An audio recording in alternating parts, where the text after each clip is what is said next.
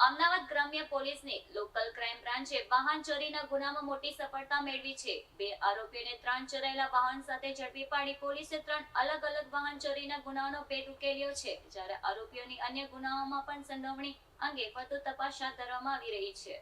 અમદાવાદ ગ્રામ્ય પોલીસની local crime બ્રાન્ચને વાહન ચોરીના ગુનામાં મહત્વની સફળતા મળી છે। પોલીસે 2 આરોપીઓને ઝડપી પાડી તેમની પાસેથી 3 ચોરાયેલા વાહનો કબજે કર્યા છે। મળતી માહિતી મુજબ એલસીબી ટીમને ગુપ્ત બાતમી મળી હતી કે કેટલાક શખ્સો વાહન ચોરીની પ્રવૃત્તિમાં સંડવાયેલા છે। બાતમીના આધારે પોલીસે તપાસ શરૂ કરી હતી અને વ્યૂહાત્મક કાર્યવાહી કરીને 2 આરોપીઓને ઝડપી પાડ્યા હતા। તેમની પાસેથી 3 ચોરાયેલા વાહનો મળી આવ્યા હતા। આરોપીઓની પૂછપરછ દરમિયાન અમદાવાદ ગ્રામ્ય વિસ્તારમાં નોંધાયેલા ઓછામાં ઓછા 3 વાહન ચોરીના ગુનાનો ભેદ ઉકેલવામાં પોલીસને સફળતા મળી છે।